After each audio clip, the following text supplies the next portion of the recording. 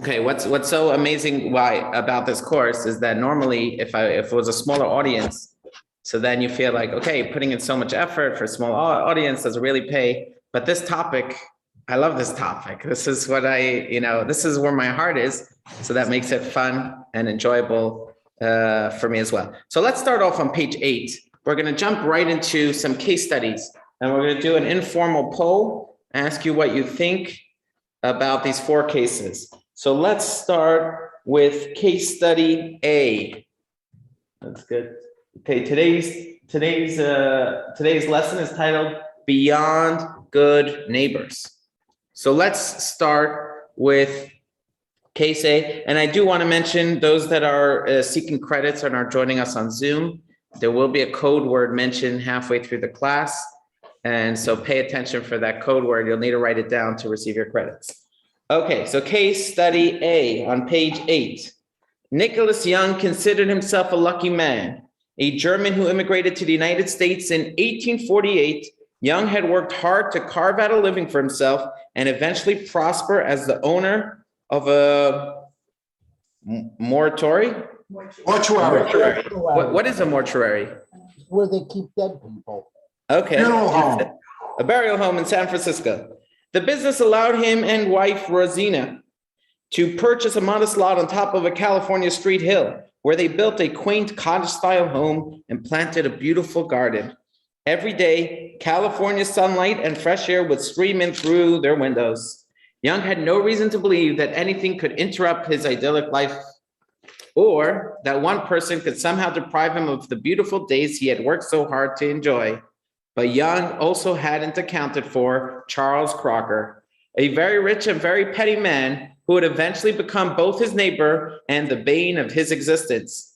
At 6 feet tall and 300 pounds, Charles Crocker cut an imposing figure. He had filled his bank account by being one of the big 4 barons behind the building of the Central Pacific Railroad. By the 1870s, he could afford whatever he desired, and what he wanted was to loom over San Francisco like a gargoyle. Crocker and his wealthy partners began scouting California Street Hill for its scenic views and proximity to the city's financial district. Soon, a group of wealthy men, including Crocker, were buying up all the homes on their chosen block. By the time Crocker was finished, he had erected a 12,000 square foot mansion. With its new wealthy inhabitants, California Street Hill was renamed Nob Hill. As the project neared completion in 1876, there was one nagging detail. On the northeast corner of the block, Nicholas Young was reluctant to sell. His cottage was dwarfed by the mansions going up, but he had come to enjoy the neighborhood. With one or both men causing acrimony, the end result was that Young was not moving. At a reported cost of $3,000, Crocker had his workers construct a wooden fence on his land that towered over 3 sides of Young's home.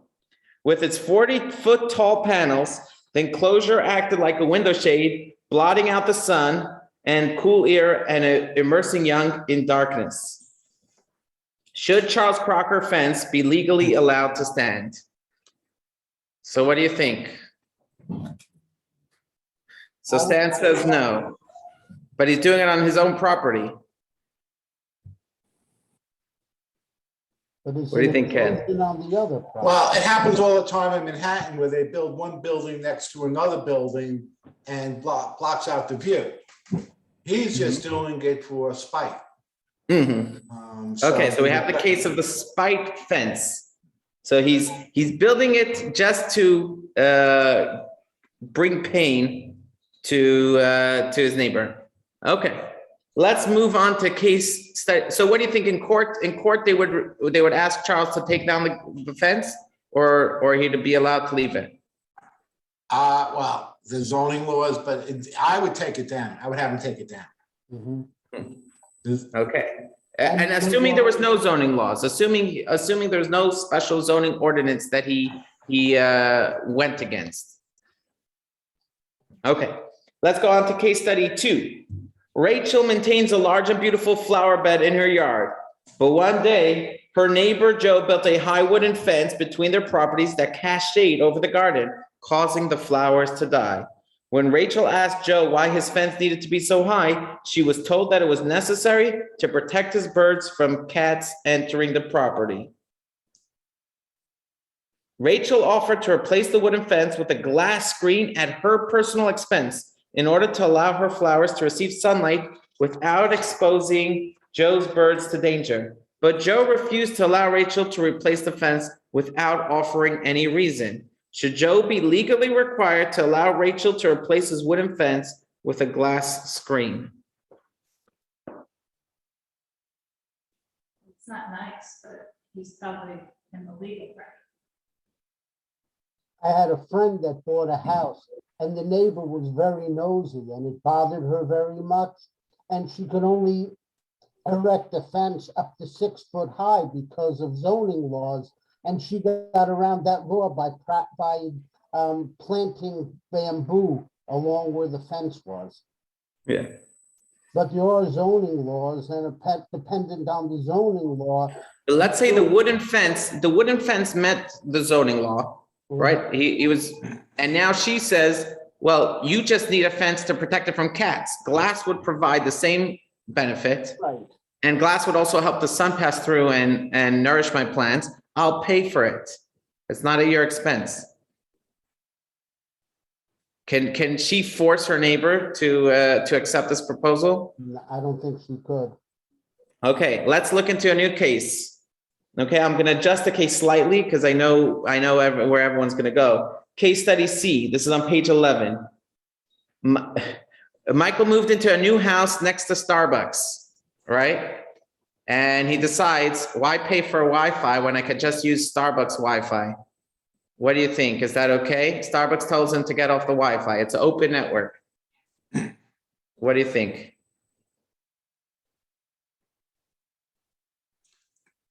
Probably shouldn't, probably not. Does Probably not. his being on Wi-Fi affect Starbucks Wi-Fi? I wouldn't assume so, but let's say it was after hours. Let's say he's only using it after Starbucks hours. Technically, the Starbucks owns it, so it's owned by them, and they're not giving permission, so. Starbucks is not very technically astute. You could set the timer on the router to only work during business hours or just shut the router down at night. But they didn't have Stan as their IT department, so they didn't know that. Or alternatively, maybe he wants to force them to keep it up, saying, what's the reason you want to kick me off? Is he able to force them to keep it on, or do they need to provide a justification why they're kicking him off? Or do they not have to provide a justification? Technically, it's considered theft of bandwidth. Okay, case study D. This is the last of our 4 cases. And then we'll jump into the class. So case study A, we have Charles Crocker's fence be allowed to stand. Case B, should Joe be required to allow Rachel to replace his fence? She wants to replace it with a glass one at her own personal expense. Case C, can Michael use his neighbor's Wi-Fi without their knowledge? And case D, Sarah's next door neighbor David left on a lengthy vacation. It is difficult to find parking on their street, and David's driveway, situated smack in between their 2 homes, is now empty.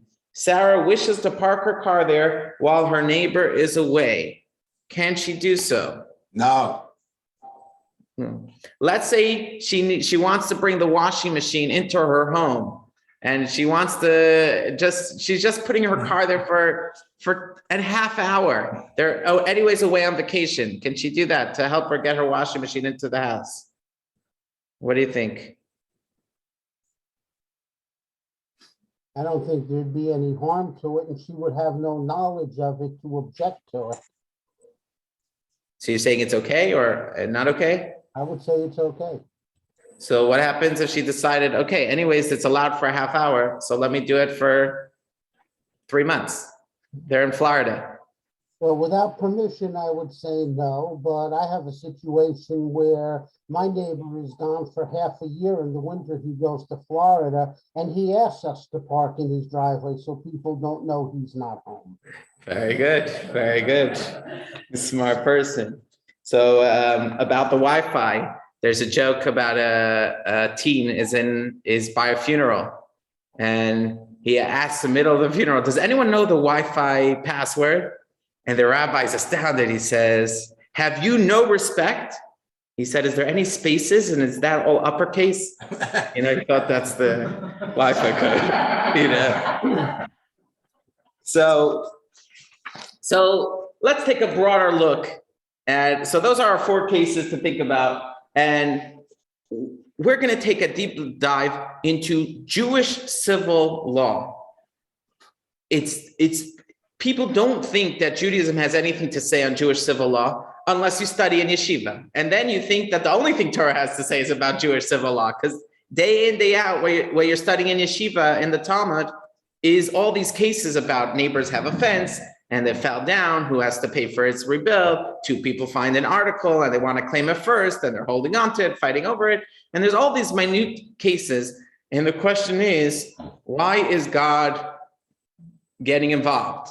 Let us figure out our own system that works for our community. Each community could set up their own system. Why does God set up a system? So let us begin by recognizing that every society has civil laws, and those civil laws reflect the values of that nation.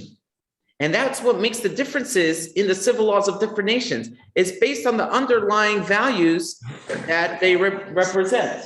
So for example, we could look at United States law and European law and contrast them. United States law derives from European law. However, the founders were breakaways.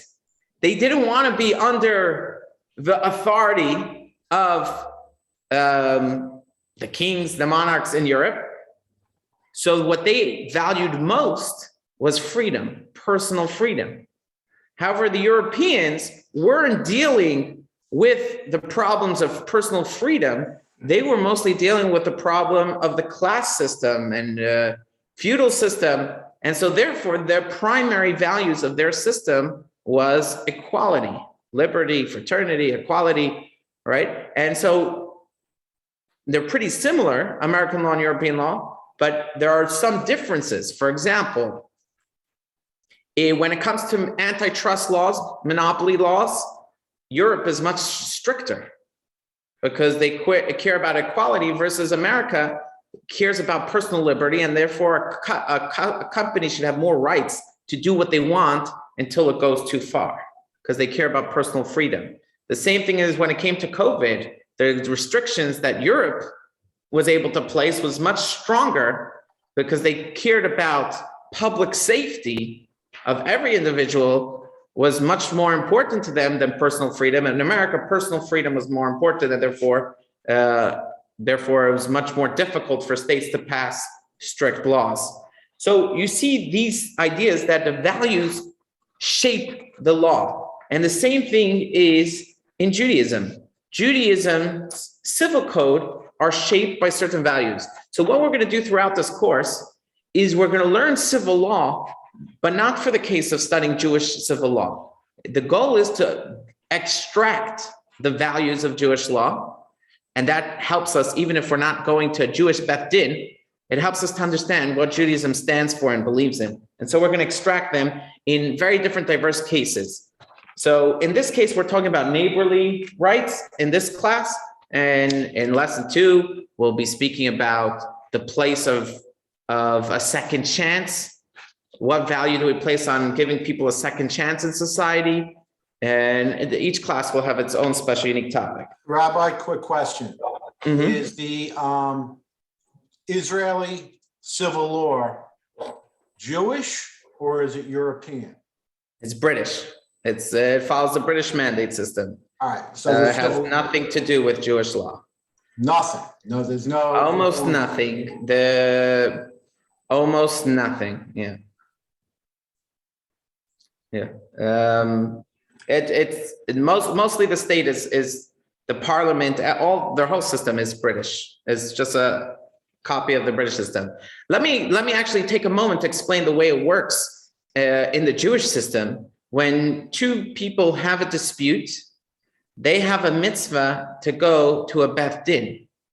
They go to the Beth Din, and the Beth Din decides the law. Now, in the Holy Land, that was your only option. And in fact, the officers, for the 1400 years that the Jews lived in Israel, there were actually enforcement officers who kept these laws in place. And the same thing actually happened in exile. When the Jews were in Babylon, the Jews were an autonomous community. They were under the Babylonian authority, but they had their own government, their own Jewish government in Babylon, and they were headed by the Reish Galuta, the prince, the Jewish prince, and they had the laws. And therefore, Jews did have to abide by the civil law. And then even in the 1200s, 1300s, 1500s, 1800s, when Jews lived in Eastern Europe and the ghettos and the shtetls, they were also their own Jewish kehila, as it was called, their own Jewish community. And the community levied taxes and took care of their needs. And Jews went to Beth Din. Today in the United States, Beth Din has there's almost no Beth Din that has any form of power. And it's kind of an elective, but many Jews do choose to settle their matters in a Jewish Beth Din. And then, you sign an arbitration agreement that you're going to abide by the ruling of the Beth Din. And then if that contract was written correctly, and you could go to our to a contract lawyer to make sure it's done so correctly, to make sure that it'll be held up in court. So some Jews do that. If a Jew asks you to come with him to Beis Din, you have to. It's a mitzvah to follow. But let's say you think that Beis Din is biased to the other party, then you could say, I don't believe in that Beis Din, but you could come with me to my Beis Din. And say, if the other party says, I don't trust your Beis Din, then they have a concept called zabla, where each party chooses one member of the court. It doesn't mean that it's not a lawyer. You're not hiring a lawyer. He says, I like this rabbi, you like that rabbi, and those two rabbis agree on a third rabbi. And that's the ideal way for Jews to settle their matters, their civil matters and disputes. And it's actually a lot cheaper than going the legal route, and it's more kosher. Fine. Let's do an interesting exercise on page 2. Okay, so we'll do the first part of the exercise. We'll hear everyone's answers, and then we'll go to the next half of the exercise. So in the first part of the exercise, if you were a referee given a few minutes to address the players before a game of football, what would be the top 3 things you would say? You're the referee and you're addressing the football team. What's the top 3 things you would say? Follow the rules. Follow the rules. What else? Be respectful, sportsmanship, Right. Spirit of the game. Winning is not so important. No, they won't say that. But whatever the referee might say. Now, if you were the coach, what is the top 3 things you might say? Hit him hard. Hit him hard. You go, or, it's a little different, even though both the coach and the referee believe in following the rules. And they both believe that the player should play to the best of their ability, but their focus is a little different. Okay, so let's using under the category 1 and category 2, there are 9 words. Try to divide those 9 words into columns. Try to group them into 2 groups. If you have to divide those 9 words into groups.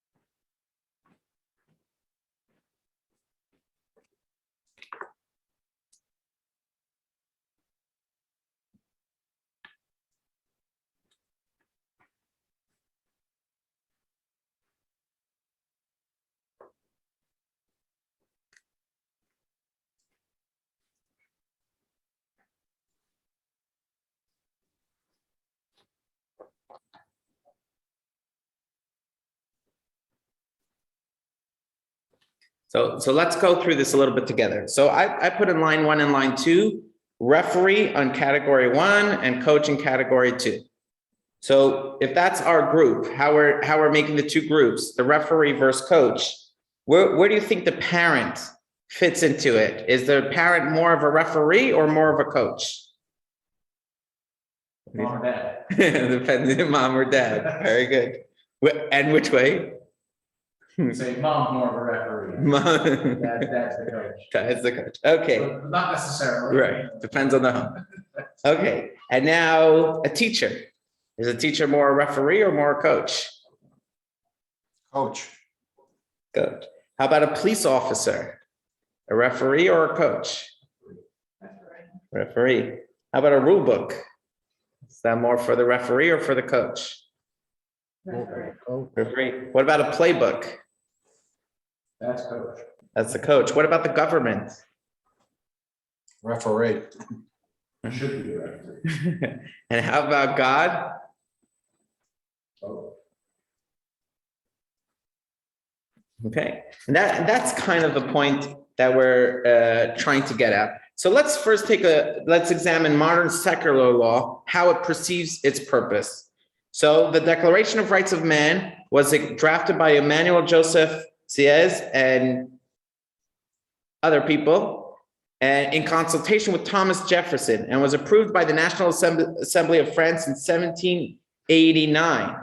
The Declaration was a core statement of the values of the French Revolution and had a major impact on the development of popular conceptions of liberty and democracy in Europe and worldwide. So we're going to read a little bit of the Declaration of Rights. And those who remember from last year, we did a course on Judaism's gifts to the world, and we explored how actually some of the principles in here actually derive from Jewish values. So it's not as if these things just come from the West and the Enlightenment. A lot of these things actually derive earlier from Jewish values, but it's still interesting to see where their focus is. So Zev, if you can read for us text 1, page 4, or page 4 of the student book. Perfect. So liberty consists in the freedom to do everything which injures no one else. Hence the exercise of the natural rights of each man has no limits except those which assure to the other members of society the enjoyment of the same rights. These limits can only be determined by law. Law can only prohibit such actions as are harmful, as are hurtful to society. Nothing may be prevented which is not forbidden by law, and no one may be forced to do anything not provided for by law. Okay, so what we see here is the basic premise that man has a right to do what they want, as long as it doesn't harm somebody else's ability to do what they want. So your ability to throw your hand ends when it hits somebody else's nose. That's the basic idea. And all the laws are to find that limit. Where is it that your freedoms are infringing on somebody else's right to practice their freedoms? And now let's take a look at how Torah perceives itself. And we're not addressing many of the Torah laws, such as Shabbat and Kashrut and Tefillin. We're talking about in the civil laws, we could get an underlying system. So let's take a moment. So one of the amazing things is, Judaism is famous for the 10 Commandments. What are the mitzvahs that come right after the 10 Commandments? Is Jewish civil law. Right as soon as God tells the Jewish people the 10 Commandments, Moses goes on Mount Sinai, he receives the tablets, he receives from God instruction on the entire oral tradition, or most of the oral tradition, and he comes down and he says, Jews, listen up, I have something important to teach you. When two people find a wallet, and there's no ID cards, maybe both of them can keep it. Whoever got it first, how you debate it, how you fight over it. It was so shocking for the Jewish people to hear, like, Moses, are you kidding me? This is the whole thing that God spoke to you. This was the great revelation of Sinai, was God telling you these civil laws. But these laws were given to them because they impart specific values to them. So let's take a look at the way the Abarbanel addresses why God gave us civil laws. So the Abarbanel was a famous Spanish scholar who lived just during the time just before the Inquisition, and he was actually advisor to the kings, but then he left during the Inquisition. So let's read from his amazing commentary in text 2. Gail, if you could read first text 2. Every human society requires laws. What is the advantage of God's Torah laws over the legal system set up by other nations? Why does the verse state that these are the laws you shall set before them, thereby telling us that these laws are a unique divine system exclusively given to us by God? The reason for this is that the divine laws contain elements absent from other legal systems. God's laws are based on the principles of compassion and goodness. Okay, it teaches us how to become compassionate and good. Where do we see this? What's the underlying text that frames this principle that the Jewish civil code is to help us be a good people? That's text 3. In Deuteronomy, Moshe is giving his last speech to the Jewish people, and he says, diligently observe God's commandments that he has commanded you. Do what is right and good in God's eyes. And there seems to be two halves to this verse. The first half is do what God told you. And the second half is even if God didn't tell you something, do what is right and good in God's eyes, even if there's no specific instruction about it. So, so sometimes you have the letter of the law, but not every case can be found in the letter of law. Sometimes you have to look to the spirit of the law, and the spirit of Jewish law is compassion and being good. So using the terms that we did in our exercise, this is how it plays out. The secular law regulates society to keep us within the rules. It's like a referee. That's the goal of secular civil law, like a referee. God's law, it guides society to excel and be good. It's more like the coach. God is our coach, helping us to become better people. So learning, the reason why we spend so much time in yeshiva learning these laws is to learn what it means to become a good person. And so we could extract tremendous value from these next few courses, even if we never plan to become a lawyer. Secular law is created by life to regulate society. That means there are different issues that arrive in a society, so you make the laws to fit that. Versus Jewish law,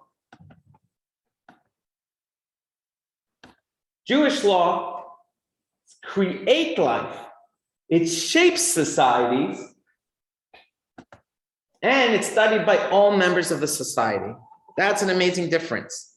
Whoever opened an American law book? I don't even know what an American law book looks like, but lawyers have plenty on their shelves. So, when their clients are impressed, even though everything is on Google, right? But Jews spend a lot of time studying Talmud, studying these laws, studying Shulchan Aruch, Choshen Mishpat. For what purpose? Because we want to learn how to become better people. And in the civil law, you could figure out how to become a better person by extracting the values that are contained within. There's a joke. A psychology instructor is telling his students, how would you diagnose a patient who walks back and forth, screaming at the top of his lungs 1 minute, that sits in a chair weeping uncontrollably the next? So the student says, the coach for the Nets. For the basketball team, screaming, yelling, and then fine. So God is our coach. He really believes in us. He believes in all men, and he's trying to encourage us to be the best we can be. So now we're going to use these systems to understand how would we resolve the 4 cases that we launched in the beginning. Before that, we're going to watch a short video.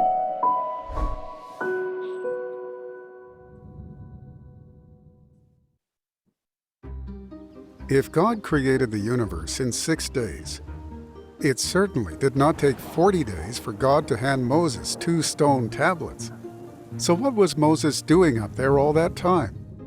He was internalizing a vast body of instruction to transmit to his people. So once the smoke and sounds of Sinai subsided, Moses began to teach, and the Jews were most surprised. They'd expected Moses to begin with a detailed series of highly spiritual rituals or meditations, matters that Moses had to go up to heaven to receive. Instead, Moses first launched into topics far closer to earth than to heaven. He rolled out a unique civil system with requirements unlike any other. Here are a handful of surprising examples. The finder of a lost item must proactively collect or secure the item, and then preserve it while actively seeking its rightful owner. Beyond banning defamation, the Torah even forbids gossip among friends. It requires an individual not only to rescue those being harmed, but to act preemptively. It makes it illegal to look the other way when a fellow traveler is hopelessly stuck along the roadside. It mandates respect for the elderly. It criminalizes the malicious delivery of bad advice. It illegalizes the verbal abuse of individuals whose disabilities prevent them from recognizing the abuse. But surely the Jews challenged Moses. God prefers spiritual worship instead of looking out for stranded traders and fallen bracelets. Ah, replied Moses, I will soon instruct you in Judaism's rituals and festivals, but you must know that these civil laws are also spiritual. You see, God's goal is not for you to transcend the earth, but to change it and make it more heavenly. You will notice that the Torah's legislation is more than a guide to protecting rights and maintaining social order. No, these laws include mechanisms for molding a righteous civilization. From now on, each of you is legally obligated to do the right thing for those around you, and to proactively extend yourself in the pursuit of good and righteous conduct. With that, Moses and the Jews launched into a spirited study of Jewish civil practice and its aspirations of a righteous society, a study that flourishes until today. So we're going to continue that study, and we're going to do that over the next 5-6 weeks. So the premise, Musk has his visions to start a colony on Mars. Maybe they should be taking this course when they're starting their new system of law. They can take advice, not just how to protect freedoms and protect equality, but also how to shape us to become good people. And that is the Torah's premise on compassion and goodness. So for example, in Leviticus, this is in figure 1.1 on page 12, right? Do not stand by when someone's life is at risk. It's a mitzvah in the Torah. So let's say someone is drowning and you can save them. You're not allowed to look the other way. It's criminal to look the other way. In secular societies, at best, you have protections that if someone made an attempt to save the life, he won't be held liable for mistakes that he made. That's the best. But no civil system forces you to help. If you find cash on the floor, not cash, if you find someone's wallet, how many places have a law that force you to return it? What about if someone has an umbrella? He's using his umbrella and it's not during COVID time and you want to join him under the umbrella.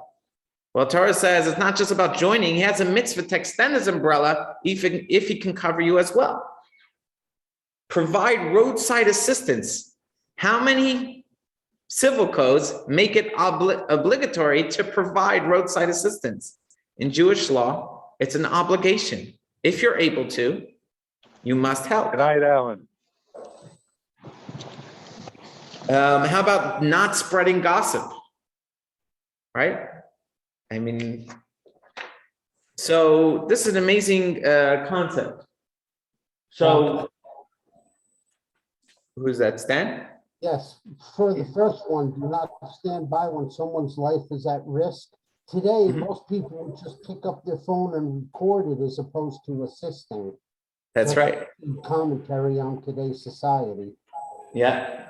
There was a man who lifted his hood on the side of the road. He needed some roadside assistance. He put on his yarmulke, and a Chabad rabbi stopped over to help him with his car. And then he said, "Would you like to put on tefillin?" So he says, "Rabbi, I'm not Jewish." He says, "So why are you wearing the yarmulke?" He said, "My mother always told me if I need help at the side of the road, just put on the yarmulke."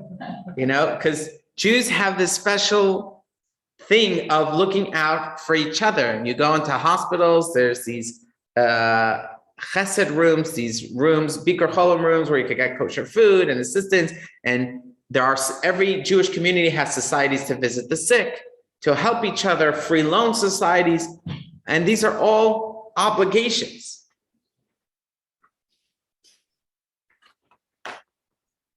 So let's take a look. Let's take a closer look at the founding words that drive the Torah. So we have the words, observe God's commandments, do what is right and good in God's eyes. It's almost two separate phrases from Moses. Do what God says and do what is right and good in God's eyes. So Nachmanides in text 5 explains it as follows. Let's get Stan. Read for us text 5. Our sages expound on this verse and explain that it instructs us to go beyond the letter of the law. In other words, the Torah first exhorts us to observe all of Hashem's commandments, and now it instructs us to be careful to do that which is right and good, even when not explicitly commanded to do so, because Hashem cherishes good and proper conduct. This instruction is very important because it would be impossible for the Torah to exhaustively address all of our conduct with our friends and neighbors, all our business affairs, and the welfare of society and the world.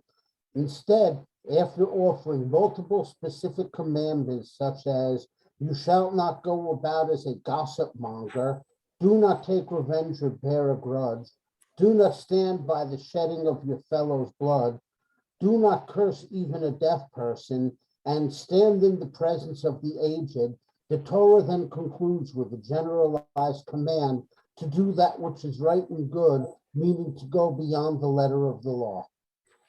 Okay, so while the Torah doesn't say anything explicit about using your friend's Wi-Fi, you can deduce from this principle, do right and good, even when not specifically instructed, about what Jewish laws should be codified into the law. And so the rabbis use this principle to make new laws based on this principle of what is the right thing to do. And we're going to take a look at some of these categories. One of the categories of laws that the rabbis enacted following this system of do right and good is the concept called kaifin al midei sedaim. We force people not to behave like people from Sodom.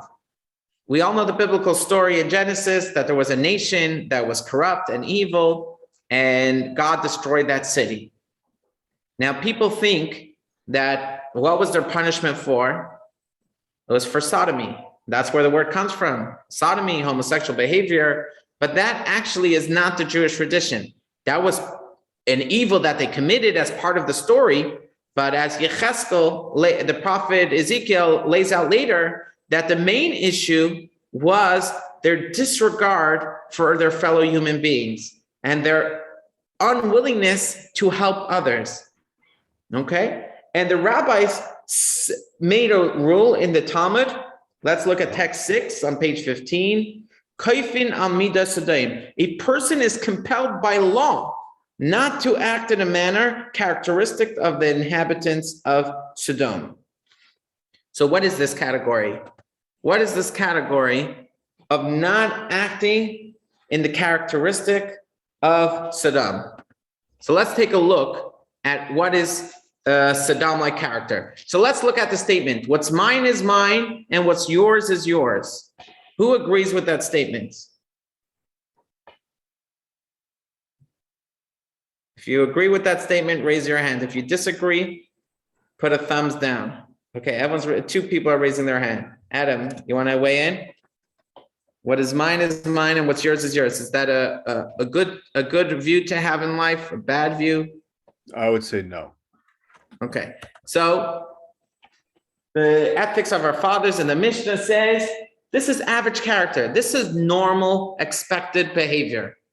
What's mine is mine, and what's yours is yours. But then it says, hold on, or it's Sodom-like character. So you say, hold on, that's pretty extreme. It's either normal or Sodom-like character. You just made an extreme differentiation. And the Meiri says, it actually depends. If a person is able to help somebody else at no personal cost to him, but he refuses to do so, and he says, it's mine. I don't want to give it to you, even though I have no personal loss from helping you.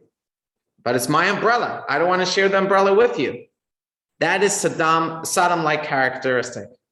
However, if there's financial loss or other risks that I'm taking upon myself, and I refuse to take on that risk or financial loss to help you, so you say that's average character.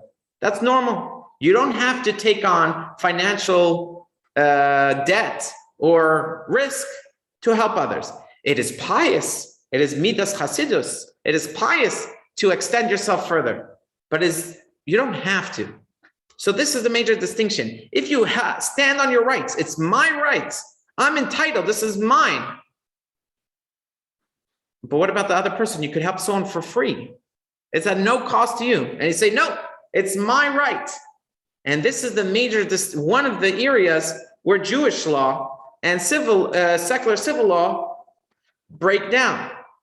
In American in secular civil law, for the most part, you are entitled to stand up for your right, even if you have no reason why you're standing up for your right. There's no financial harm to you. So why you're not sharing? So I don't want to share. I don't have to share. And in American law, that's okay. You don't have to share. You have your rights. You're allowed to do whatever you want on your property as long as it doesn't hurt somebody else. In Jewish law, we say no. You are obligated to help others unless it's going to cause you harm. That's a major distinction. And we'll see how that plays out in certain cases. So this is one of the areas in Torah where it says Sodom-like characteristics is forbidden. Okay? Let's take a look how, so let's go through it on the slide. Sodom character won't give others benefits despite lack of personal loss. He's standing up to his personal rights and saying, it's mine. I don't have to share with you. Versus the average character won't give others benefit when it comes at personal loss. That's normal behavior. And Jewish law says we have no problem with that. You're entitled to keep your stuff and not take on a financial loss. It is pious and praiseworthy to take on the loss, but you're not obligated to. So now let's go back to the cases that we studied in the beginning of the class. Case A, where we had the case of Mr. Crocker. I don't remember his name, but Mr. Crocker built a spike fence because he wanted to harass that neighbor. He wanted to buy out that small house that was on next to him. So he did everything to cause personal harm. So that, of course, is out of the question. And that, I think most of you agree, that to create a spike fence is Sodom-like. You're harming someone for no reason, right? So there, certainly, Torah will get involved. Jewish court will get involved and force him to take it down. For most of the U.S., until that case happened, most laws didn't have any rules on the books against Sodom-like characteristic against a spike fence, and therefore he was allowed legally to keep it up. And the court ruled in his favor that he built it in his property. It was in his property. He's entitled to build a spike fence. That's some states have put on some rules about spike fences, and for the most part, the rule is you have to give a justification why you built the wall. But if you could give any justification, then the evidence, then it's on your side. The burden of proof that you built it for spite is on the other party. They have to prove that you actually built it for spite. That's a high burden of proof. Versus in a Jewish court, they'll actually say, is it a reasonable reason that you built this fence? It has to be a reasonable reason that you built this fence. It can't just be, you can't make up a justification. It has to be reasonable. Let's look at Maimonides, the way he discusses this law as a case study. So we're adding a new case. Let's look at text 8. Okay, the Talmud describes a scenario where a new neighbor built. So imagine in Talmudic times, you have a window. You don't have lights in your house. People don't have lights. So you survive by your windows. Your windows bring in light into your house. So imagine you're sitting in your house and your neighbor starts building a wall blocking your window. Now you don't have light in your house. You don't have air. So what's the rules? The rule is that you're not allowed to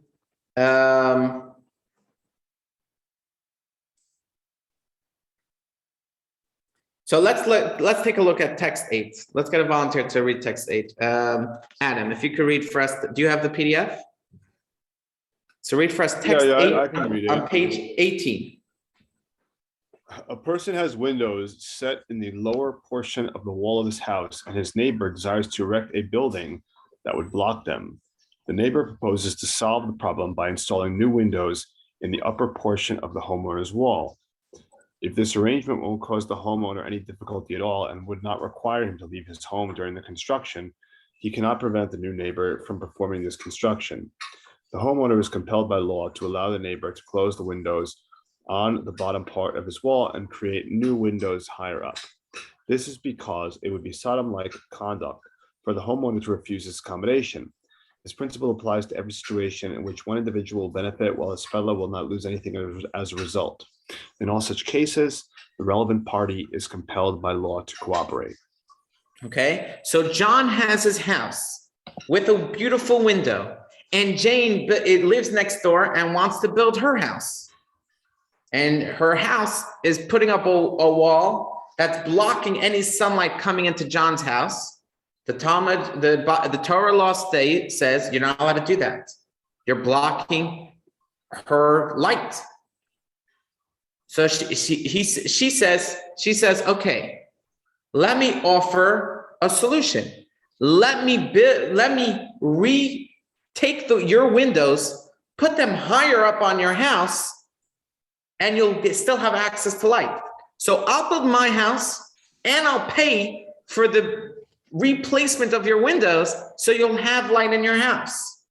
In Torah law, it is an obligation for John to accept this, to allow Jane to do construction on his house to accommodate him. So let's say he says, I only have natural light. I don't allow you to build your house.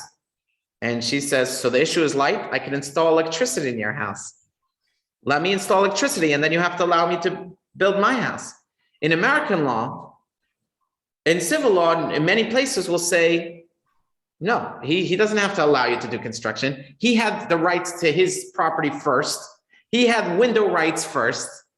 And therefore, he doesn't have to accept your proposal to change his house around so you could build your house. But in Torah law, we say everyone has to make a reasonable accommodations to help other people if there's no personal loss that they're experiencing. You can't just stand on your right if somebody else is going to benefit. So the principle to keep in mind, if one party is not going to lose and the other party will benefit, then the principle says that we force the party who's not going to lose to provide his friend with the benefit. Kaifin amida sedain. We compel people not to behave Sodom-like character. Any questions? So now let's take a look at these two cases. So case number one, a spite fence is completely illegal in Jewish law. What about case study B, where Rachel says, let me build you a glass wall so to replace your brick wall so I can get light to my flowers and you'll still be protected from the cats coming into your property and killing your birds. By Torah law, he's obligated to allow Rachel to reconstruct him a new fence that because he's not losing and she's benefiting. By civil law, that's not the case. It's his property. He can do whatever he wants on his property as long as he's following the local ordinances and zoning laws. So here's another way where we see this powerful idea. Because again, Torah law is to shape society. It's not just to protect rights, but it's to make people kind. Bradley, I see you raising your hand. Oh, yes, Rabbi. So the obligations on both parties, but it starts perhaps with what? Because they recognize that some action is going to follow that's in their mind, and then once they make a suggestion that, and then the other person, that's sort of the person that has the house that has the light that could be blocked, right? That person. How far do they have to go, right? Like, so I get the first one. They don't have to take on any financial loss.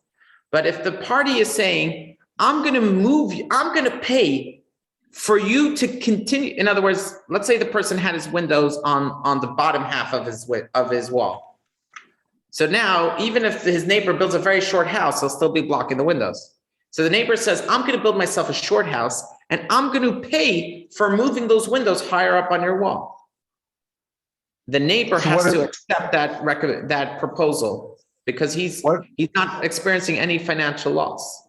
So it's only financial. What if it's like a preference thing or a comfort thing? Or it has to be reasonably strong. In other words, it has to be any reasonable person would say, yes, this is a security risk. This is a privacy risk.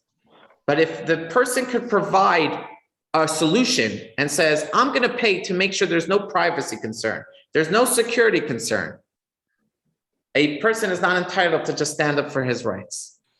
To just say, it's my property. In Torah law, he has to accommodate. Got it. So if monetary can cover it, then that makes it clear. If it's not monetary, we see these cases like there's in the law, you can get an injunction, but you can't get an injunction to stop someone from doing something unless it would affect equitable rights or have irreparable harm and couldn't be solved by monetary solution. So it has me thinking of that. So that's it allows parties to use injunctions for non-monetary. But this whole concept raises the bar of a better way of society performing, right? To think about the other person and to actually take action that will help the person and think it through. So even if you're going to buy the house, you have to say, well, if I'm going to buy the house or buy the land and then build that vacant land and you're going to build the house, you're like, oh, well, but that could block their light. You have to be really thinking from the other person walking in their shoes, like to think in advance. But I suppose not everybody can do that, right? At every level. Let me take you to how far this goes, because you might say, okay, I don't want you to do construction on my home because I like my house, and you're going to do construction on my home. It'll take 5 days. I don't want to move out of my house for 5 days. So let's say it says, I'll pay your hotel fees. No, I don't like staying in hotels. I like staying at home. So the Torah law would say, no, it's a reasonable thing to move out of your house for 5 days. In other words, it actually has to be decided. It depends on the community. But for example, I'll give you another example. If you're walking down the street, Rambam says he doesn't have to leave. He doesn't have to leave? That's what he says, right? This arrangement won't cause the homeowner any difficulty at all and would not require him to leave his home during the construction. Okay, so I stand I corrected. think in Hebrew is lapanis. Is Okay, there a time frame on that? Like, Right. Do you have to get a bag or can you Right, go like right. one night? exactly how it works. Okay.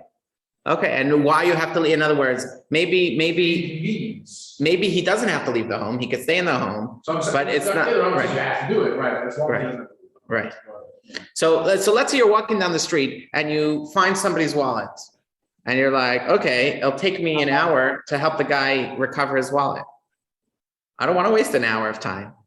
The Torah obligates you to spend that hour to help the person find the wallet, find the owner of the wallet. It's an obligation. So there is a certain amount of discomfort that we have to take on to help others. Exactly what the line is, definitely you could get reimbursed for your time by the other party. In other words, there's rules of how it works, but this is the case. Let me give you another case of where we see this principle of doing what is good and right, and where the Torah legislates it into its laws. Let's say you are buying, your neighbor is selling their house, and you wanted to buy that house, but it wasn't offered to you. Who benefits more from owning the neighbor's property? Is it a stranger or you? And the law is that the neighbor benefits more than some stranger because he's able to create a bigger house or whatever the needs are. And therefore, the neighbor can come and take possession of the house from the buyer. He has to pay him whatever the buyer paid. He has to recompensate for whatever the cost was. He has to pay market rate. But there's a mitzvah for the seller to give the neighbor first rights. Why? It's his property. He could do whatever he wants. So that's secular thinking. Torah thinking is do what is right. Do what is right. And what is right is to be good to your neighbor. And your neighbor can benefit. You don't have to take a loss to give it to your neighbor, right? There was once a rabbi who went into a marketplace and he bought an item. And someone said, why are you buying that item when there's another brand that's owned by a Jew? You know, think about the livelihood of another Jew. So he said, I am thinking about the livelihood of another Jew, my own livelihood, and the other product was double the price, so he was thinking of his own livelihood, so we're not saying you have to take any personal loss, but if there's no personal loss, then you're obligated to think, what is the benefit of the others around you? So in case number 1 and 2, it is so clear that you cannot build your spike fence and the neighbor has to accept Rachel's proposal to pay for a glass fence so that she can still retain her sunlight for her garden and he can have protection from the cats. Rabbi, so what about the value of time?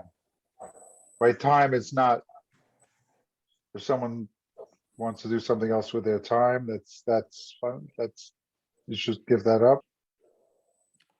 I have to look into it further, but it seems that there is a certain amount that would compel people to make time to help other people. And we could compel that. The courts can compel it. You can demonstrate financial loss because of that. Right. Time and that. Right. Obviously, you don't have to accept the financial loss. If you bill X hours a day every day, and that just causes you to not do that, then maybe you could. Actually, I think there's a case like that in the appendix. Let me check. Give me a second. Okay, for the lawyers that are on Zoom, please write down the code word. The code word is going to be only the Zoom. The code word is going to be Torah. So write down the word Torah if you need your credits. Okay. We have a case. Oh, okay. You asked about time. This is an interesting case in the appendix. There was 2 men. One was very wealthy and owned a big mill. A mill was like you owned a car factory. Having a mill was like you're a hotshot. He owned a mill and he rented it out to a miller. And he said, you don't have to pay me, but you have to mill a certain amount of my wheat every week, and that will be the rental payment. That was the contract. They wrote it into their contract. Okay, Bradley, you're going to like this case. It's written into the contract that, let's give names. Mr. Miller has to mill for Mr. Barron, and that's the rental payment. A few years goes by, and Mr. Barron builds a new top-of-the-line mill that has the state-of-the-art donkey, and now it could mill a lot faster. And so Mr. Barron has no need for the milling services of Mr. Miller. So Mr. Barron tells Mr. Miller, you know what? I want the cash equivalent of your services. Your services were, let's say, 20 hours, which equals, $200 a month. I want $200 in cash instead of milling services. So the Talmud says, well, it really depends. If there's a slow market, that means Mr. Miller doesn't have a lot of clients. He only has half of his month's appointment book filled up, and the other half is empty. And so now he'd be doing nothing with this time. So he was using that time to mill Mr. Barron's wheat. He could refuse. He said, no, I'm not giving you cash. Where am I going to get that cash from? I don't have cash. I have time to give you my services. I'll give you my services. But let's say his appointment book would be full. Then he has to go accept appointments from clients in order to be able to provide the cash to Mr. Barron. Because this same principle, even though the contract originally said that Mr. Miller only has to provide milling services, he doesn't have to pay cash.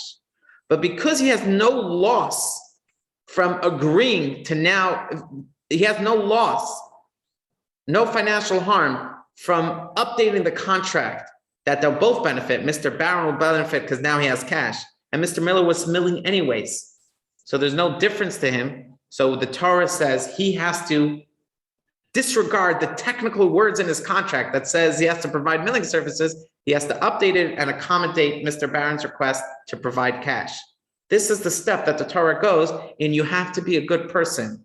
If you're anyways have appointments to take, you have to accept those appointments in order to provide. And maybe there's a service fee, a booking fee, whatever you could say, a cancellation fee for the headache of dealing with clients. Maybe that could be subtracted from the arrangement.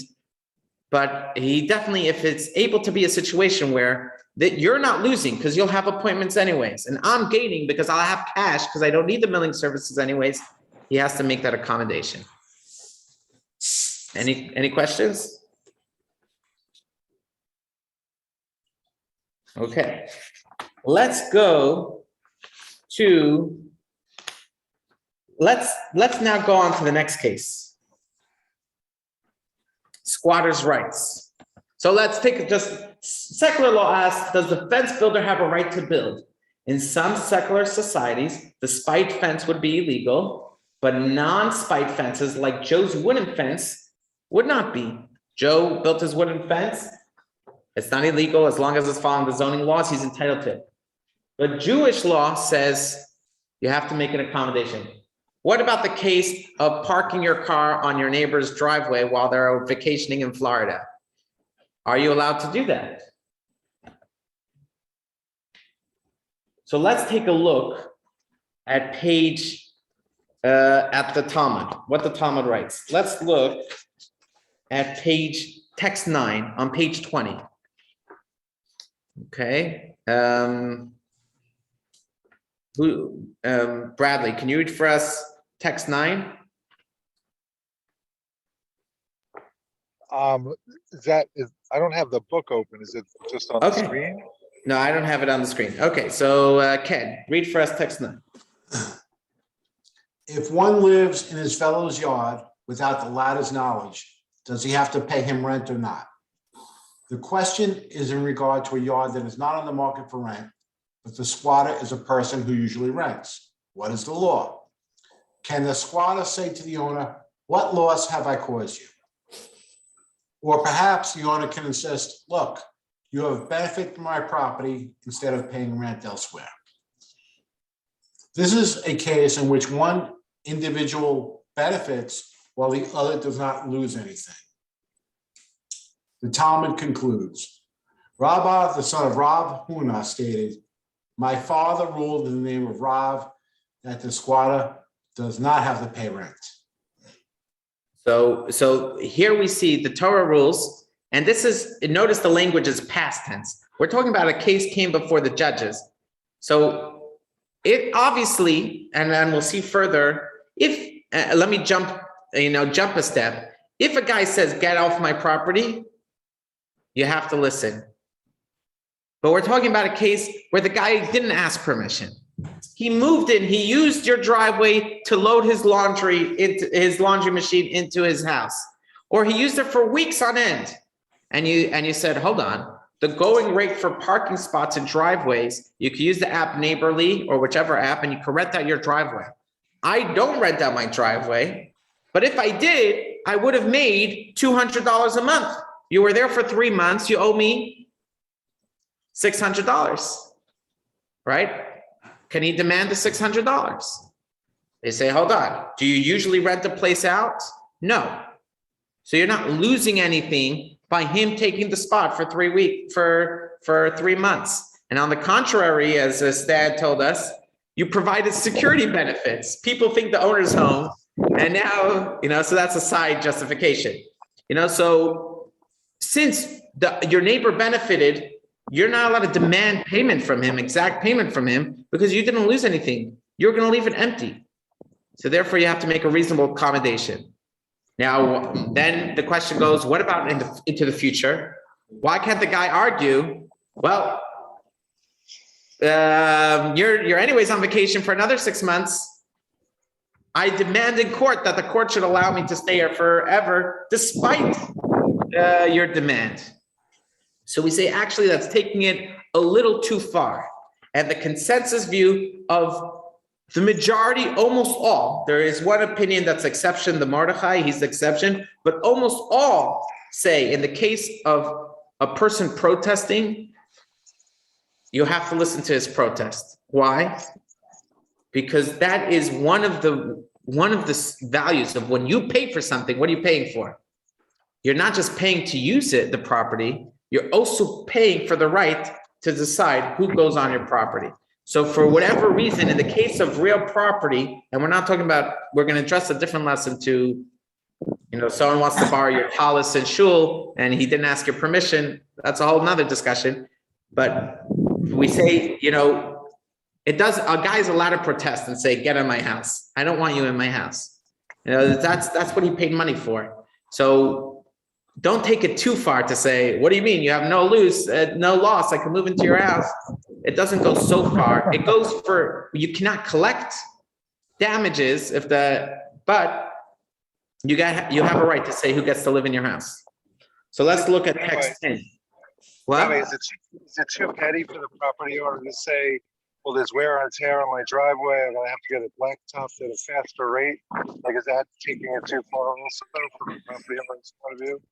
So what is the wear and tear? The wear and tear costs are much less on a driveway than the rental costs, right? The rental cost that someone's, so maybe he could demand wear and tear, but it's probably not worth it to go before a legal system to collect your wear and tear on your driveway. It's not much. Obviously, the person creates damage. He's responsible for any damage he causes, even if it's wear and tear damage. Sure, you could demand your wear and tear damages. Is the user required to offer that, to say, look, this might cause wear and tear, I'll give you a few bucks? Is that, are they supposed to be thinking like that too? If they can, not everyone can, I guess. I'm not sure. Is he obligated to offer? I'm not sure how to think of the wear and tear. Interesting. What? I need to look at what he puts on the tax forms or appreciation. I don't know. Okay, so let's look at text 10, the Tosfot on the squatters' rights discussion. We only compel the property owner not to conduct himself like the inhabitants of Sodom regarding the past. The squatter who resided on his property without paying rent is not compelled to pay him rent for the past.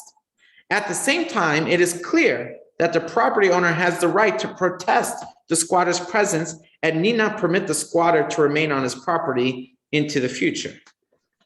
Okay? This is kind of like in So- civil law, because Right. you can have trespass, and like, I don't really do this stuff, but as far as I remember, damages is not really an element. Like criminal trespass, damage is not an element of that. It's If- whether or not you intend to, enter somebody else's property. Are you allowed to trespass? Well, you're not really allowed to, but the. If you did, there's if no- it's criminal, I don't really do criminal stuff. Right. But it's civil, like, you're also not allowed to trespass, and you don't have any damages, like your remedy is very limited, like. But it almost you're seems- purely equitable. but it it's al- enjoining him from staying there or from doing it again, but you're not gonna get paid, you're not gonna collect. But it almost seems like in Jewish law, the squatter doesn't have to ask permission. If he's able to go into the property without the owner finding out, Is the Jewish law that he can do that, like, I don't know. I don't know. I'm not this sure. is the evidence sort of situation. good question. Good question. 'Cause it seems. They're like presenting totally it- evident. I would assume- In fact, you can kick them out, but like, you can't collect, and you can kick them out. So let's take a look at text 11, the reason that this difference between the past and the future. He writes, text 11, in my opinion, the reason Tosafot rules that the property owner cannot be actively compelled to allow a squatter on his property is because compulsion in such an instance would be a forcible negation of the property owner's control over his own property. Most people would object to this. The failure of an individual to consent to something that most people would object to cannot be considered Sodom-like conduct. However, the squatter's presence on the property without the owner's knowledge does not negate the owner's control of the property because the owner retains the right to evict the squatter at any time. So it almost seems from Reb Shimon Shkup's writing that a person is allowed to go in to a person's property, trespass, if the owner is not going to find out, because he's not negating the owner's rights of the property. Once the owner does find out, the owner can kick him out, and then he has to follow that ruling. So it almost seems from Reb Shimon Shkup's text that a person is allowed to trespass if it's causing no loss to the owner, So because he's providing shelter.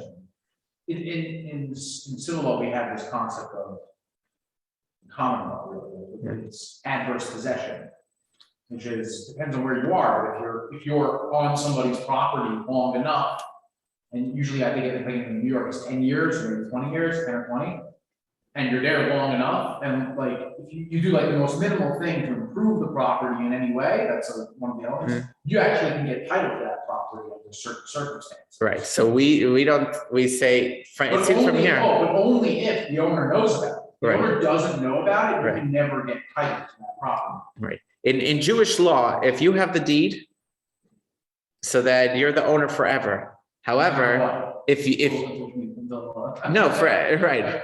However, if you don't have the deed and the other party disputes it, and he says, look, I've been living here for 3 years.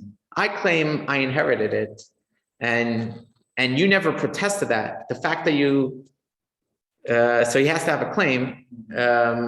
You didn't protest my presence there, then he can use it as evidence of the chazaka. Okay, so let's take a look at these cases here. So squatter's rights. If the house is not in the market, it's a win and no loss situation. The owner does not incur a loss, and the squatter benefits. So use of the property in the first place was legal. He's allowed to use the property. However, when it comes to the future, if the owner protests, the squatter must leave, because this is what means he owns it. If he can't protest who could be on his property, then in what way does he really own it? Okay. So control over one's property is an integral part of ownership. The owner cannot be compelled to allow it against his or her will. But if he didn't know about it, so then you're not compelling him to go against his will. So therefore it's kosher. So now let's look at case study C and case study D. Case study C. Michael wants to use the Wi-Fi of the Starbucks next to him, and it definitely won't cause damage. So it's a mitzvah for Starbucks to allow him, as long as it's not violating any contracts they have with the service provider. And I've checked my optimum service agreement, and it does not allow. It doesn't allow me to do it for commercial use. But guests come into my house, they can use the Wi-Fi. It's a mitzvah for me to allow my neighbor to use my Wi-Fi when I'm not using it. It's not going to slow down my speeds. It's a mitzvah and it's an enforceable mitzvah almost. That I have the control. Maybe I have the control to turn it off because it's my property. It's my property. But if you leave it on, if I leave it on and I'm not losing anything, so then my neighbor has the right to use the Wi-Fi. In which case, you just shut your Wi-Fi. But, okay. So who would have thought that? I don't think. I think. But why is shutting the Wi-Fi off? I think that's like a spite shut off. Though. Like shutting the Wi-Fi off when it's like you're doing it out of spite. Maybe. Right. I wouldn't think it's the right thing to do. I don't. Even though it's your property and you're allowed to dispose of it. But he's not on your property. He's not on your property. Not on your property. So when we talk about property, we talk about like, is there a distinction between like real property? Yeah. And like, I think so. Entitlements to I think so. Property interests? Because look at the case of the light of the lights. He said he's entitled to benefit from the light. So I think so. So who would have thought in the case of the Wi-Fi, Torah's position? We might have thought, no, you can't use other people's Wi-Fi. You can't take other people's Netflix password, whatever. No, okay, Netflix password is actually, Netflix password is a little different because in the agreement, it's clear in the agreement exactly the laws of Netflix password. But what about case study D? You want to use their driveway. Sarah can park her car because it won't cause loss. And that's the final ruling. Now, is he allowed to kick her off and say, I don't allow you to park there? Yeah, it seems that he's allowed to do so. It's his property. But the fact that she was there and he didn't know about it, it's a win-win. He still keeps his right to kick her off once he finds out, and she's benefiting from the convenient parking. Rabbi, I disagree with case study C. When it says it definitely won't cause damage, if you're no, we're saying in a case where it definitely won't cause damage. We're not saying it won't. Yeah. If you could prove that it won't cause damage, then you're allowed to use the Wi-Fi of your neighbor. Assuming you're not breaking any local laws, and not blame, you're not hacking them, whatever the rule is, Okay. Now, so this Sodom-like category is just one example where we see the Torah legislates being a good person. You have to be a good person. And if you're not being a good person, we'll force you to be a good person. They could say, is that really effective? Does that really help people become good people when you force people to behave good? When a whole society is behaving good on a habitual basis, it actually creates norms that are good and just. In Japan, they work extra hard. They have these kiosks on every few blocks where it is a law that you have to turn in lost items to there. And therefore, the rate of return is extremely high. And the Japanese culture has a very strong emphasis on returning lost items. It's legislated into the law. And from when you're a little kid, and it also helps develop a relationship with the police, because at the kiosk is run by the police officers. It builds this positive interaction between the police. It's a beautiful thing. And the same thing, we could, in a Jewish court, we force good behavior, but it's not enough. Obviously, you also have to teach good behavior and inspire good behavior. But the culture is, in its laws, acting in a certain way, it readjusts what your norms are. You see that at the laws, you see that in Nazi laws, whatever laws you have, that shapes your value system. Laws shape your values. Let's go. So in secular law deals with such cases differently. One is entitled to stand on their rights regardless of whether it's the right thing to do. And therefore, you're allowed to extract compensation for the benefit that the other person had from using your driveway. And you're allowed to tell him, you're allowed to, tell him I don't want you on my Wi-Fi. Now, yeah. So it's a surprise difference. Okay. Now let's take things, that's about compelling. What about recommendations? In Torah law, there's also recommendations that we don't compel you to act by. What was the recommendation? To sometimes take a loss to help your neighbor. It's recommended behavior to take a loss. Not to what degree do you have to take a loss? No, you don't have to become poor, because that would actually harm society. But there's a recommendation to take a loss. Let's look at this, and with this case, we'll conclude the class, but it just shows us the value of being a good person. Rabbah, this is the concluding case in text 12. Let me say the case as, Yeah, say again? Yeah, they're right there. Yeah. Case 12, text 12. Rabbi Bar Chana's barrel of wine was negligently broken by the porters he hired to transport it. Okay, so he hired a transportation company, a trucking company to bring over his furniture. And they broke all his dishes and his furniture, right? I'm trying to modernize the case a little bit. So Rabbah seized the porter's cloaks as payments for the damage. The porters complained to Rav, who was the rabbi in that town. And Rav instructed Rabbah, give them back their cloaks. Rabbah asked, is this the law? I received financial harm. They ruined my wine because they were negligent. And now I don't get compensation for it. So Rav replied, yes, as it's stated in the verse, in order that you follow the path of the good people. There's a mitzvah to be a good person. And therefore I expect of you not to demand compensation for your lost, for your damaged goods. The porters complained further to Rav. Listen to their chutzpah. We are poor and we labored all day. Now we are hungry and have nothing to eat. So not only didn't they want to pay for the damages, they also wanted Rabbah to pay for the job, right? To pay for the trucking. We paid gas bills, we paid our time, we need food to eat. So Rav told Rabbah, pay them their wages. Rabbah was a great man. He's a big scholar in his own right. Rabbah asked, is that the law? Rav responded, yes, as it's stated in the verse, and observe the ways of the righteous. Now, we learned earlier that a person's not obligated to take financial loss to help somebody else. That is average behavior. So what's the principle here?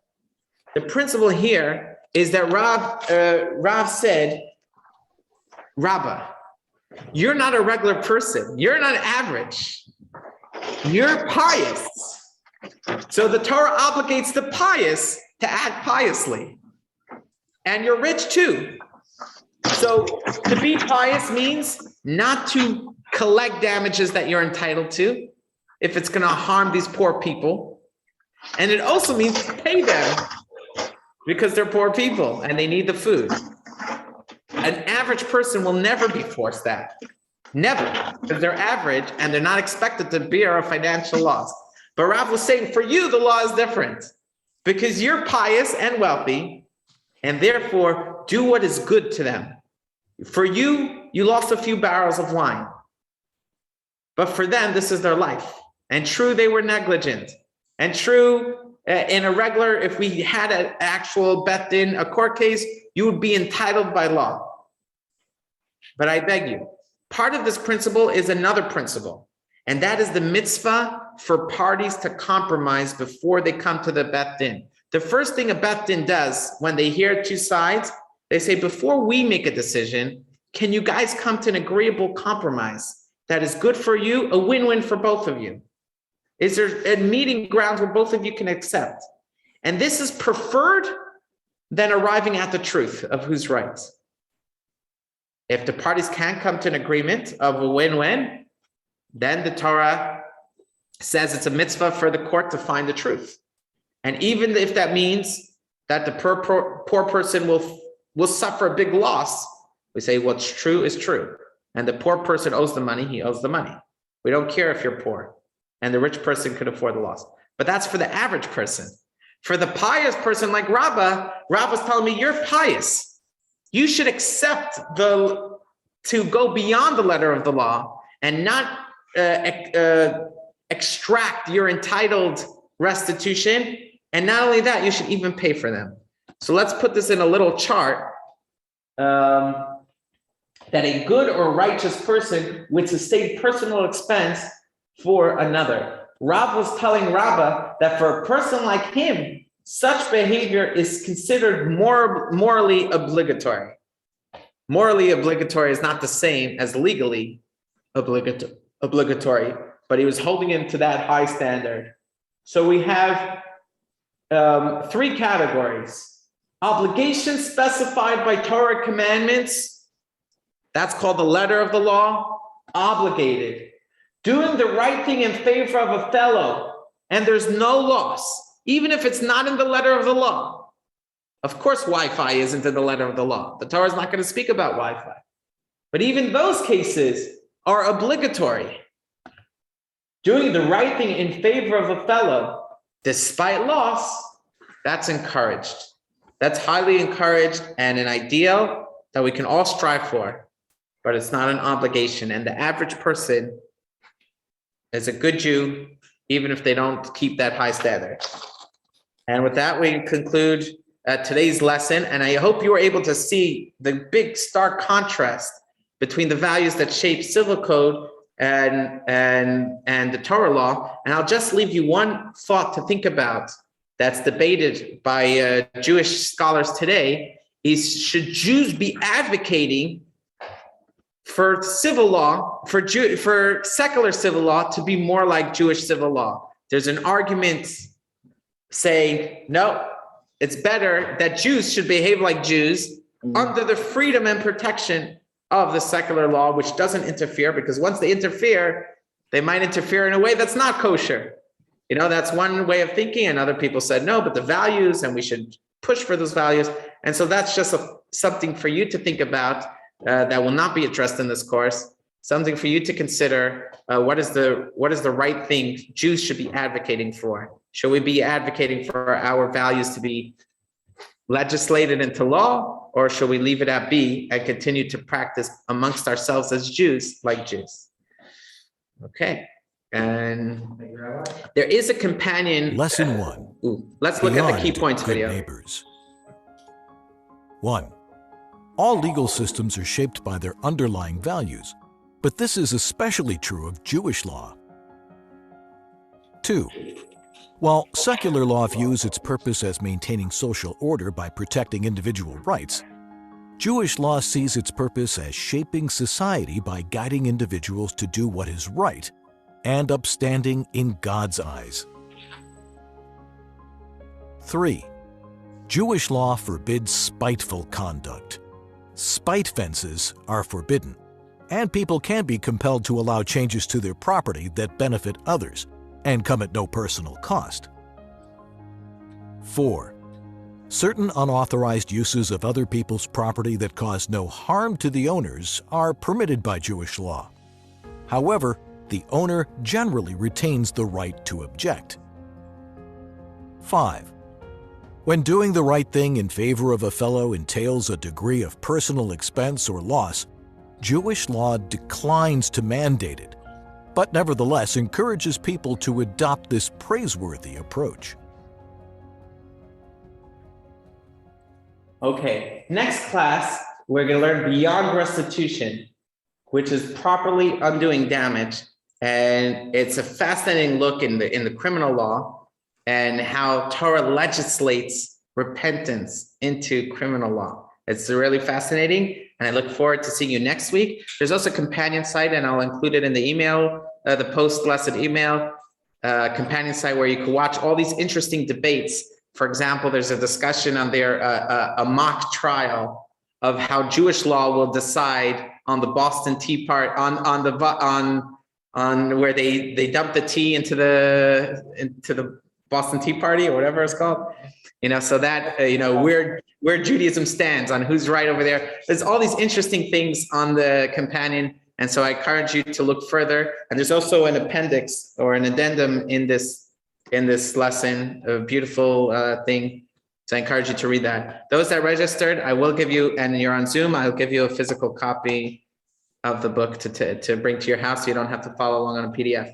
Look forward to seeing you next week, same time. And a happy Lag BaOmer to everyone. This Wednesday night and Thursday is Lag BaOmer, and you're welcome to join us for our barbecue at 5 o'clock with the petting zoo, but it's for adults and kids alike. And gorillas. Should I bring a gorilla? Gorilla, yeah. Petting gorillas only. Thank you. All right, Rabbi. Thank you, Rabbi. Good job. Thank you, sir. Yeah. Hey, Rabbi, please send me an email to sign up for this. It's very thought compelling. I enjoyed this very much. Very good. Okay, I'm going to ship you a book tomorrow. Okay, thank you. How much is the course? It's $95. It's a bargain at half the price. Thank you very much, Rabbi. Toda Rabbi. Okay, be well. To join the class.